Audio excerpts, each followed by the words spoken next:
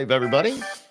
Hello and welcome to Skip Happens. It's a podcast where we're going to dive into the stories that shape the music we all love. And I'm your host, Skip Clark. Hopefully you know that by now. And tonight we have an incredible journey to share. Our guest is Will Morton. He's a man who's traveled a long road from the sounds of hee-haw to the Grand Ole Opry in his childhood to the stages of rock and metal, which I think is pretty cool. I listen to metal every once in a while. I have to.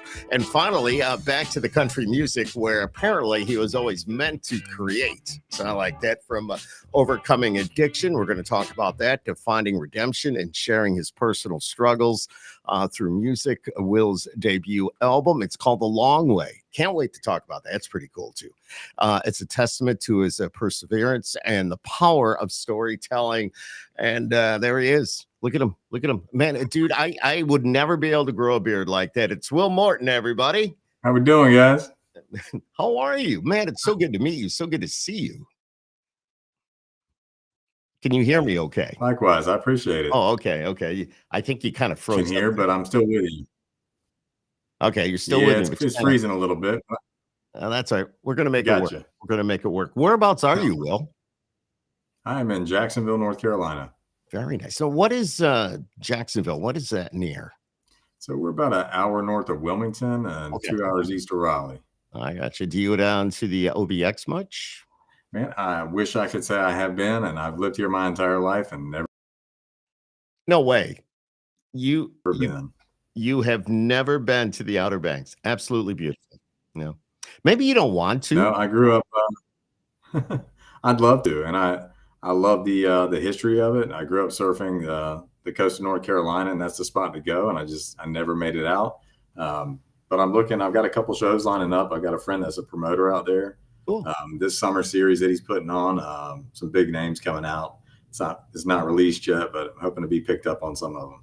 So I'll get my chance to check it out. You know, I said maybe you don't want to, because people that are from that area, it's like, all right, I don't want to be with all the tourists. I don't want to be down there. I see this all the time.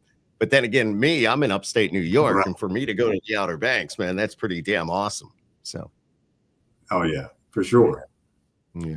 So tell me about some of your earliest memories of country music and how they kind of shaped your passion for the genre. So my earliest memories of country music pretty much stem with my grandparents. Raised by a single mom, so a lot of times I would stay with my grandparents when she was either working or she was once in a while dating, who's my stepdad of 37 years now. So I got to listen to country music and hee-haw and Grand Ole Opry. We watch it all the time, and my pop was a Buck Owens fan, so cool. I got immersed in Buck Owens. But just the storytelling of country music and what it's about, and family and life and love, and that's what kept me into it. As a young kid, I've listened to it my whole life. Even as a metal drummer, you referenced that. I still went back to country music. I listened to it all day and go play metal at night. I love it. So you're the drummer in the metal band. I was a drummer for 10 years. Very cool. And you've been out with some of the big ones. You've been on the road. We have. We played a lot of regional type shows with a lot of the big names. The biggest one was In This Moment. When they came off Ozfest, we got picked up with them and went on the run with them, and that was super cool. The first kind of bigger run that we took, and just getting to experience that and watching them explode. And the coolest part, they thanked us in their album cover when CDs were still a thing. What's that? Right. What is there? I mean, I listen to metal every once in a while. Sometimes it's the mood I'm in and I want to hear it and I play it loud. But how is it for you doing that and then being able to kind of flip a switch and go to country? Isn't that a little difficult or no? No, not really. I've been a songwriter my entire life. Always, and everything I write has been in the country genre. In the metal world, I couldn't see myself doing anything outside of drums. I was originally a metal guitarist, and we couldn't find a drummer, so I filled in, and I never looked back. I love it. Metallica is where we all started. So, and everybody wants to be Metallica when they grow up. And yeah. Like, and they're still selling out the arenas. That's what we thought. Yeah. Yeah. just kind of. Very cool. So how many instruments do you play, Will? I play three. So I played saxophone my entire life, all the way through college. That really got me into music. Played drums and I play guitar. Wow. So you go saxophone, which you don't see in a heavy metal band. No, not that I've seen. No, I haven't either. But then the drummer and a lead guitarist. Yeah, that's pretty cool. Let's kind of shift gears here a little bit and talk about your songwriting and your creativity in writing music. Now, you were just talking about your kids before you went on the air. How many kids do you have? I have two. I have a son that'll be 11 years old in October, and a little girl that's just turned 9 years old. Oh, God bless you. That's the perfect family. You got one That's of awesome. each. Dude, that's I got my son first, so it's good. He can take care of his little sister. Yeah. So that must, your creativity with songwriting. I mean, you must, now that you're a dad, you get to experience all that. It's got to help you with your songwriting as well, correct? It does, 100%. Just creating our little family and what music for me is an emotional outlet. So I love being able to write about them, and they get excited when they hear the song. Like Good Old Boys, my son knows it's a song to him, and he cries to this day every time he hears it. Oh my God. I don't think he wants his friends to know that, but yeah, I mean, I've been listening to the single, and that just a few minutes ago, and men do cry. I mean, it's I've had a lot of people on social media push back on me about making that statement. I'm like, no, we're human beings. I was born in the South. I was raised tough, but I'm still a person at heart. Yeah, it doesn't matter how tough you are. Exactly, it does not matter. Those moments. Yeah, exactly. And I mean, we look at you, and a guy, you got the beard, you got all this. You look a little rough in a good way. If you know what I mean. I don't, please, I don't. But I'm just saying, it's like, but yet you would cry as just like the next guy. I mean, if something happens. So that's basically what I was getting at. So talk to me about the album, The Long Way. So it's actually taken a long way to get here. We've probably written and recorded 30 tracks over the past 2 years and drilled it down to the 12 that are going to make this album. It's basically the story of overcoming addiction, finding faith again, creating a family, and just trying to redefine who I am as a person. How long have you been sober? So a little bit over 11 years. I got sober October of 2013, 2 months after I got married. Made the decision we wanted to have children, and the person I was could not have children. Wow. Well, what, if you don't mind me asking, what was it? Drugs, alcohol? What's the deal? It was primarily alcohol. But you know what happens when you're in that environment, and I was on the road, and you start doing party drugs, and you think a little bit of this and that, it's not going to hurt you. And eventually it consumes your life, and it became an everyday event for me, to the point where I was getting hospitalized. I was getting arrested all the time. I was just in and out of trouble, and my health started failing. And again, I got married, and my wife, she must be an angel, because she stood by me the whole time. God bless her. Helped get me through it. And by the grace of God and begging for forgiveness, I was able to overcome it. You did it. Did you, you did it on your own? I did. I'd like to say I did it on my own. Again, I begged for help from the Lord, but I moved to my wife's parents' house. I tried to go to a rehab, and I went and came back the same day. It wasn't what I needed in my life. So I moved to Maryland, where my wife's parents lived, and I lived with them for 2 months, and just got away from the people I was surrounding myself with, and started, focusing on better things, envisioning what I wanted for and regimenting myself to, working out, eating correctly, and, trying to meet goals and, attain what I wanted in life. And that's kind of how it got me there. Yeah. Yeah, and I hope you don't mind me asking, those questions. It's because I want other people to hear it, and there's so many people that have been in your shoes, are in your shoes, years ago, and maybe some are still doing it. And you need to ask the Lord for help. You need to do something to make yourself better for life. If you want to have a family, you want to go on with your career and your passion, your dedication for music. That road wasn't going to get you anywhere, but in a jail cell. So, Exactly. or maybe God forbid, but 6 feet under. It's, Exactly. And that's so kind of the road I was on. It was one or the other, and I had to make that decision. And unfortunately, I still got a family member. I don't really want to say who it is, but Mhm. that's struggling with addiction, and it's Well, heartbreaking to yeah. watch it and know that I came from there, and Mhm. he's still there, and Mhm. he's been on a journey up and down and trying to get it together. He's been clean, and he's back on and back and forth. And I pray for him every day, and Good. I love him Good. to death, and hope the best. I just hate seeing it. I've lost friends. Yep. Heroin took over where I live, and lost a lot of good buddies actually to heroin. So just a terrible thing. Wow. Yeah. It's good that he's got somebody like you, though, that he can call, or something's not right, where you can say, "Hey, I need to go over and see who such and such because of such and such. He's not sounding right on the phone. Something's up, and I need to go and talk to him." He's good. It's good he's got you. Yeah. Exactly. Yeah. God I mean, I bless try you. to be there for anybody that'll listen. How here you and I are chatting about your backstory a little bit, but how important is it to share your personal story through your songs? I mean, that's got to mean a lot. It does. It's my testimony. Mhm. And again, we kind of talked about this before the show. It doesn't define me, but I wouldn't be who I am without my past. Right. No, exactly right. So me to where I am today, and it made But me then, sure.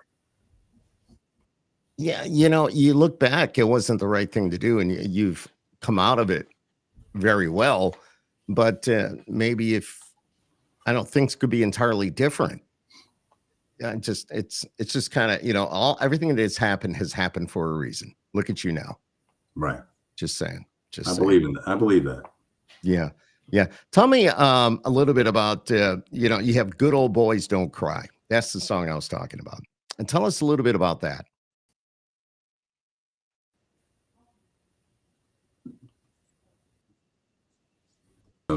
Myself, my producer, Mark McKee, and a buddy of ours, Chris Ayer, who's a phenomenal songwriter. And the idea came, all of us as fathers, and just talking about our kids and, Mm. raising a family. And all of a sudden, 5 minutes later, we've got this song and we're all sitting there teary eyed. And it was just the idea of, looking at my son and telling him, get up, stop crying, you're tough, realizing, Mm. his heart, he's got the purest heart I've ever seen. And I don't want to break that in who he is. And I want to let him know it's okay. Buddy, if you Right. feel like you got to cry and you got to let your emotions out, feel free. 100%. I don't think, I think anybody would tell you, you don't hold that in. Go ahead. If you got to, you got to just get it Right. out. And I Yeah, think you'd be much more respected if you did that than try to hold it in. I for mean, sure. don't be somebody you're not. Just be real. Just Be be real. real. Exactly. Tell me about some of your live performances and your fan connection. For example, if I was to go see you at a show, how would that be? Let's see. Crazy. Yeah. Um, I love being on stage again. I mean, I've been on stage so much. It's just Mhm. like natural feeling for me. And I love the excitement. I love interacting with the crowd.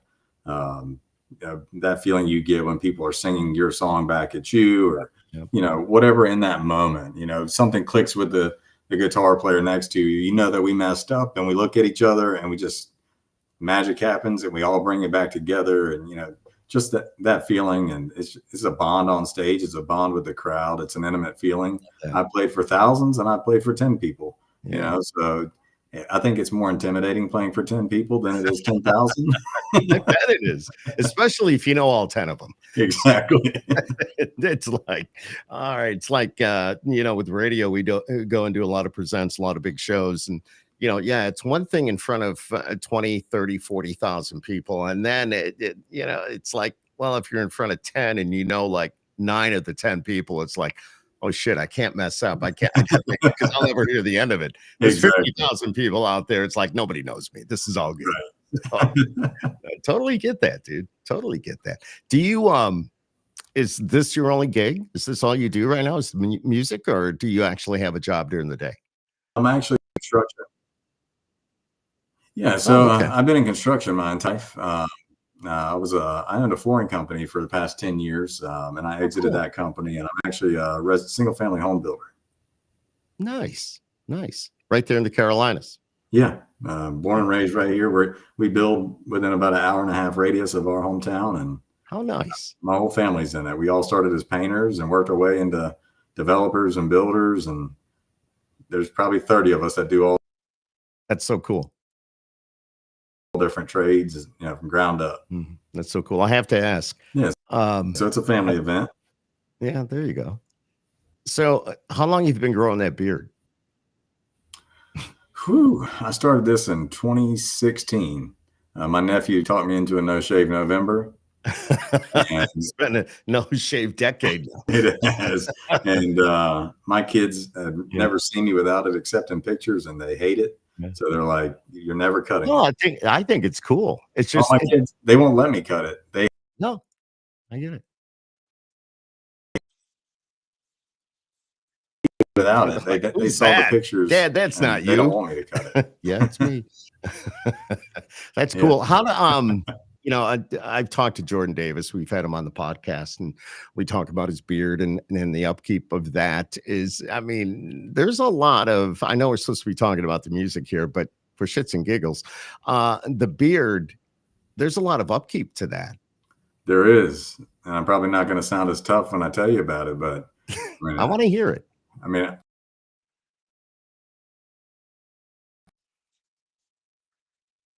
Keep it straight, or else it's like this. You got to trim it every couple days so it stays in shape, or I look like Abraham Lincoln out to here. But yeah, it's definitely a lot of upkeep to have it. Does your wife like it? She does, surprisingly. Keeps her warm at night. Exactly. Gotta love that. What do you do when you're not doing music or construction? Do you get to go? Do you like baseball? Do you kind of do different things like that? Do you make a trip to Nashville for the heck of it, or maybe you get in the studio there? What do you do? Yeah, so I really hadn't had a lot of time to enjoy a lot of the things that I actually used to enjoy. And if I had my option, I'd probably fish a little bit more. Okay. I love fishing. I just my son's just getting into it. I love to be able to fish a little bit more. Outside of that, I coach baseball. I was a baseball player my whole life. Cool. I thought about joining a league, but I coach little. I love this league. I got a baseball. We're a baseball family, so we got baseballs all over the place. So yeah, I played short my entire life, and really, and I loved it. Yeah, how cool! I work part-time for the Mets here in town. We have the AAA team for the New York Mets. Okay, so cool. One of the two PA announcers, and we kind of rotate and do all that. And my son, who's special needs, he works in the press box, and baseball's that's his thing all year round. It's his thing, even though baseball ends in October or whatever it is. He's still, November, December. He's watching who's doing what, where they're going, a winter ball, and all that stuff. So baseball's big, and shortstops. We have some friends that played short. So yeah, that's my favorite position. Yeah, that's very cool. So how long have you actually been playing music? Maybe I already asked you. I don't know. So I started saxophone at the age of 12 years old. That's when I really started, and I really wanted to play because I wanted to play jazz and the Clapton and some of those guitars. So I picked up guitar at 14 years old, learning jazz, and then it kind of evolved into what it is today. So I can't even tell you how old I am. I'll be 41 this year. So stop. You're just a kid.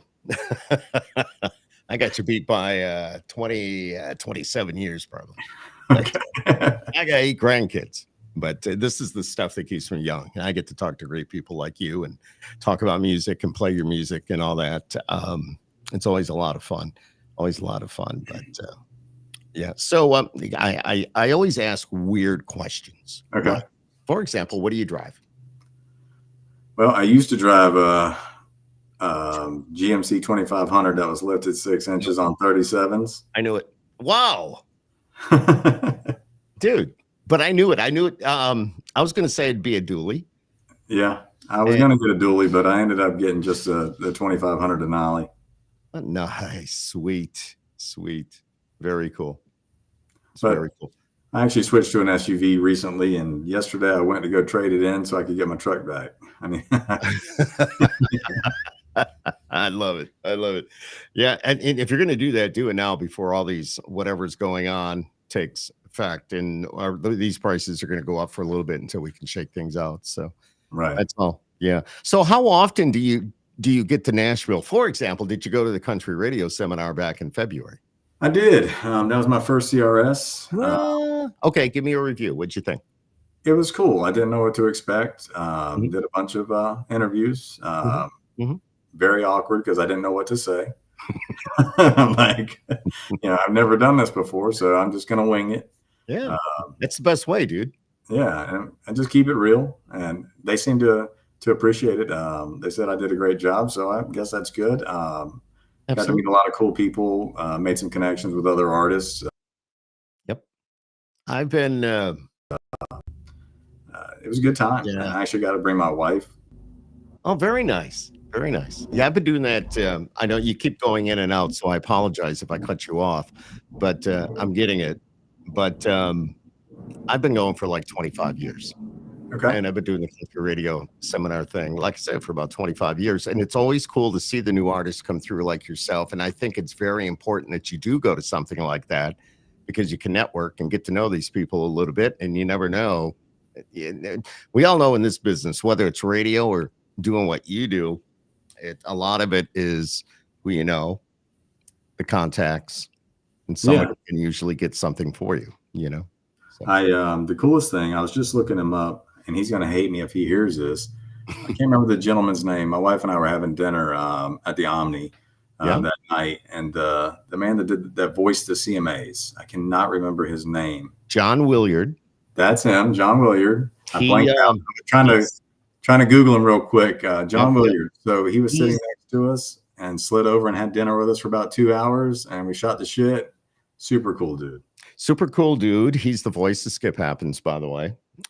He's done all my voiceovers for the podcast. I didn't play it tonight, but he's done all my voiceovers. I've known John for many years. One of the radio stations I worked at, he was the voice of the radio station, as well as, TV commercials and everything else. And for how many years he was like, and now, performing next, it'll be Keith Urban when we come back, whatever. Yeah. So John is, God bless him. He's a great guy. He's just everything about him is just wonderful. Just wonderful. It really was super personable. Yep. We said, like I said, we talked for 2 hours. And not everything. I'm surprised you got away with just 2 hours. I've talked to John before. It's like, dude, I got an Uber waiting for me out front. I got to go. But no, seriously, that's a good guy. And he's a good guy to get to know because he's worked with so many country artists, so many organizations, for example, the CMAs, radio stations, and what have you. So that's pretty cool. Where do you see yourself like in about 5 years? That's a good question. And I'm still trying to figure that out. Balancing where I'm at with work and music. I'd love to play more. We're just getting out. The past 2 years has been all writing and recording. We've got a show coming up next month that's not released yet. Will be the first show into this album. And we're starting to line up more.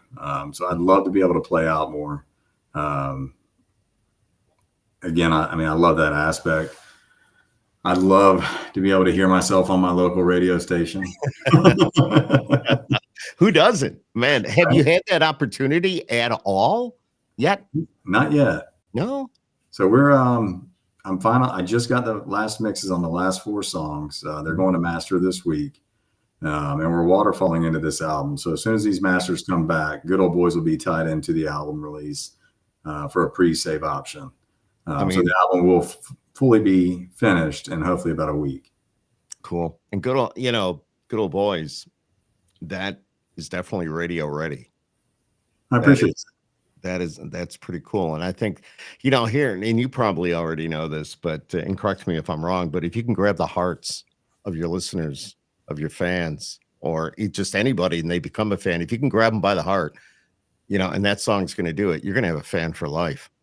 Yeah, I appreciate it. I mean, that's when I listen to music. I mean, I love the artist in general, but there's certain songs that just grab you. And those are the songs that I love, and I put them on repeat. I mean, I listen to the same probably 20 songs all day, every day, just because I love them. Give me an example.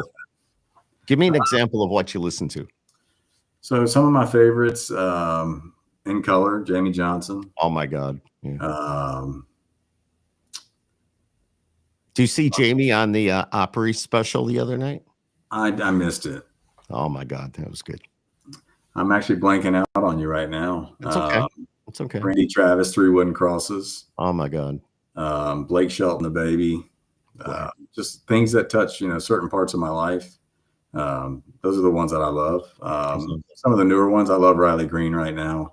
The style that he's doing, it's kind of where I'm trying to lean into a little bit more, but we kind of got a hybrid going on. Mm-hmm. Yeah. Ella Langley's got me. It's something about her voice and seeing her at CRS as well, and listening to her talk, and just something about her voice, the raspiness in her voice was like, it was hot. You know what I mean? It was hot. It would be like, and now I get where it comes from. And although she just got engaged and already called it off, but that's what I read anyways. I don't know. But yeah. No, it's okay. It's our internet's, kind of, mine's pretty good. It's on your end. It's got to be my end. It's the Carolina internet.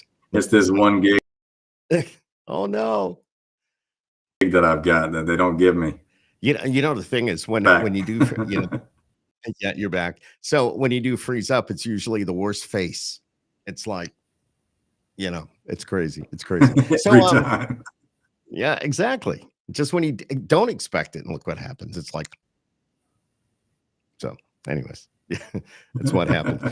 So if you could, right now, if you could collaborate with anybody, somebody, who would that be? Dead or alive, male or female?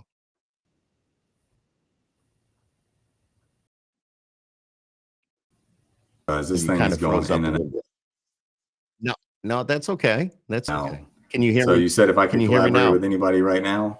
Feel like a Verizon commercial. Can you hear me now?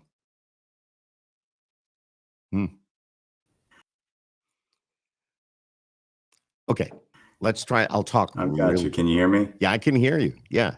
Collaborating with anybody, dead or alive, male or female.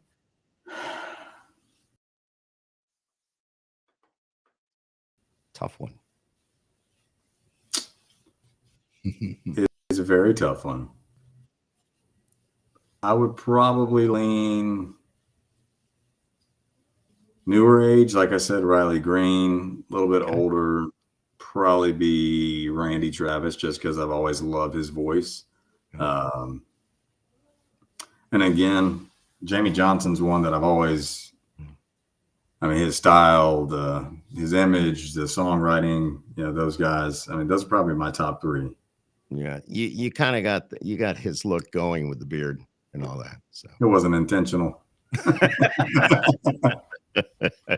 I love it, but it's cool. It's cool. It's good. It's good. So, you went to CRS, but how often do you get to Nashville? Not very often, you said, right?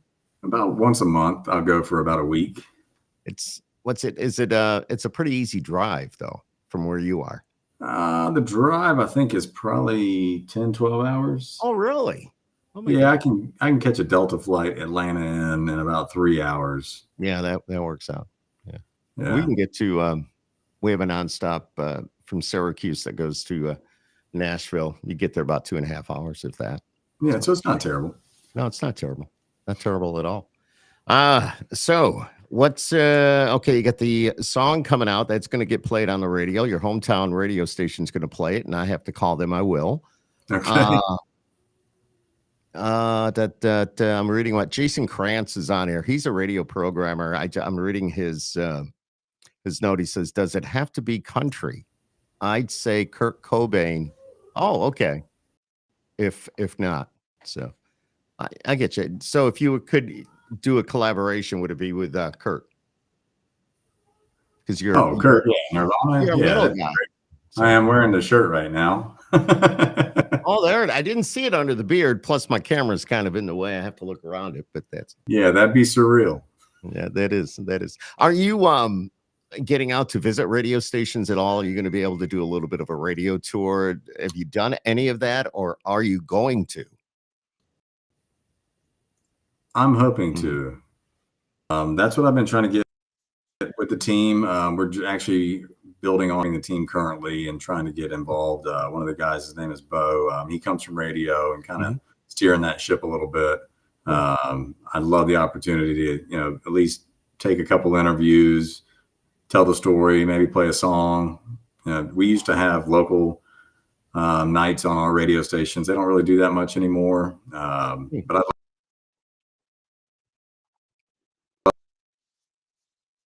to make. What about right there in your hometown? So, Then? I mean, do you have you have hometown radio, obviously, but or is it big corporate radio, or is it somebody you can go knock on the door and say, "Hey, I'm doing this." yeah, so it's WRNS. Okay. You're familiar with WRNS. Okay. And we've reached out recently, sponsoring a charity tournament with them. It's actually the church that I was raised in that's putting the charity on. So, Very cool. trying to partner with it, kind of get integrated with the station. I've always been a part of the local community, anyways, and charities that are involved, locally. So it's just another outlet trying to get in with Crystal Legends at WRNS. I love it. You need to. And you know what? They love you, and they'll bring you on, which will be very cool. You said you coach baseball.